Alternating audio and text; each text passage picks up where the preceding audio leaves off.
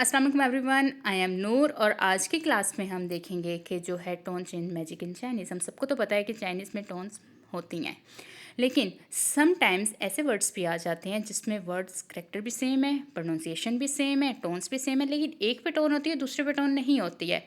और समटाइम्स ऐसा भी होता है कि वर्ड्स डिफरेंट होते हैं, एक पे टोन होती है दूसरे पे टोन नहीं होती है। और मोस्टली ये सेकंड वाले पार्ट पे होता है कि सेकंड वाला जो सिलेबल है वहाँ पे टोन नहीं होती है। तो ये जब भी मैं पढ़ती थी चाइनीज़ स्टार्ट में, तो मेरे दिमाग में ये क्वेश्चन बहुत ज़्यादा आता था कि ऐसा क्यों होता है, किस वजह से, ये क्या रीज़न है, किस वजह से सेम होने के बावजूद एक पे टोन है और एक पे नहीं है। क्या आपके भी दिमाग में कभी ऐसा आया था? तो चलिए चल के देखते हैं कि इन Chinese every syllable has a tone. आप ये देख सकते हैं इस चार्ट में हर एक के ऊपर एक एक टोन है। जितने भी यहाँ पे वर्ड्स हैं सबके ऊपर कोई ना कोई टोन है।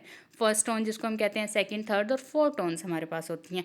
मोस्टली हमें यही पढ़ाया जाता है, लेकिन आपको पता है इसके अलावा भी एक टोन है। वो कौन सी है? चलिए चल के देखते हैं कि हमारे पास है but sometimes one syllable loses it's tone, कि एक सिलेबल के ऊपर टोन नहीं होती है because its light and short, that's called the neutral tone, जिसको न्यूट्रल या फिफ्थ टोन भी कहा जाता है, क्योंकि ये हमारी जो साउंड होती है इसको लाइट कर देती है और ये अनस्ट्रेस्ड होती है और इमोशनली सॉफ्ट होती है। इसको बड़ा सॉफ्ट और पोलाइटली बोला जाता है, क्योंकि जो चाइनीज़ होते हैं वो अपनी लैंग्वेज को बहुत ज़्यादा खूबसूरती से इसको बोलते हैं, जिसकी वजह से उन्होंने इस तरह से किया है कि अपनी ज़ुबान को ज़्यादा से ज़्यादा पोलाइट रख सकें। जिससे क्या होता है, न्यूट्रल जो टोन होती है makes Chinese speech sound natural, polite and rhythmic. तो चलिए चल के देखते हैं कि इसमें हमारे पास जो एग्जांपल्स हैं वो कौन कौन सी हैं। हमारे पास यहाँ पे है अर्ज, पहली वाली एग्जांपल, जिसमें ये देखें कि दो वर्ड्स डिफरेंट है। सेकंड वाली जो है ज बिकम न्यूट्रल टोन, फिर है ई फू, फू पे हमारे पास कोई टोन नहीं है जो कि क्लॉथ के लिए यूज़ होता है। फिर थर्ड है फ्याओलियांग, फ्याओलियांग का मतलब है खूबसूरत।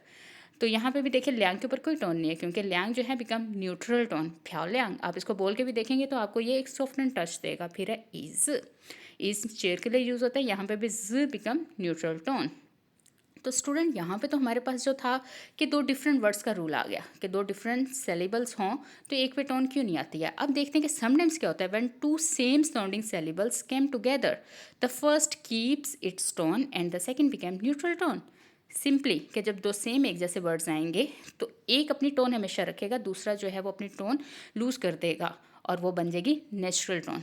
क्यों? क्योंकि वो इस लफ्ज़ को, तलफ़ुज़ को वो सॉफ्ट से बोलना चाहते हैं, सॉफ्टली बोलना चाहते हैं। जैसे हमारे पास यहाँ पे एग्जांपल ये वर्ड्स आप देख सकते हैं पिक्चर से, जो मैंने HSK 1 की पिक्चर्स बुक से ली हुई है। इसमें भी देखें यहाँ पे एक के ऊपर टोन है, दूसरे के ऊपर टोन नहीं है। तो चलिए चल के देखते हैं इसके अलावा भी कोई वर्ड्स हैं। हमारे पास है शिए शिए। जब हम चाइनीज़ वन सीखते हैं नीहाओ के बाद जो ये सबसे ज़्यादा बोले जाने वाला वर्ड है शिए शिए, लेकिन आपने भी कभी नोट किया ये भी उन्हीं वर्ड्स में से एक है कि एक पे टोन है दूसरे के ऊपर टोन नहीं है।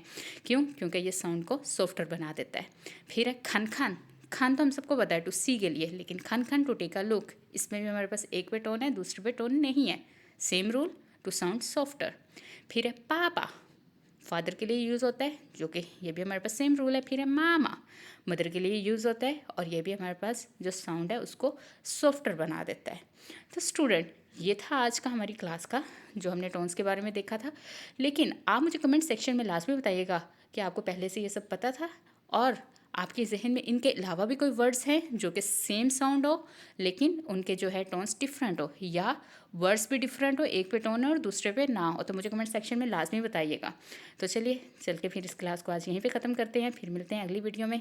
तब तक के लिए अल्लाह हाफिज़ and don't forget to subscribe and follow my channel.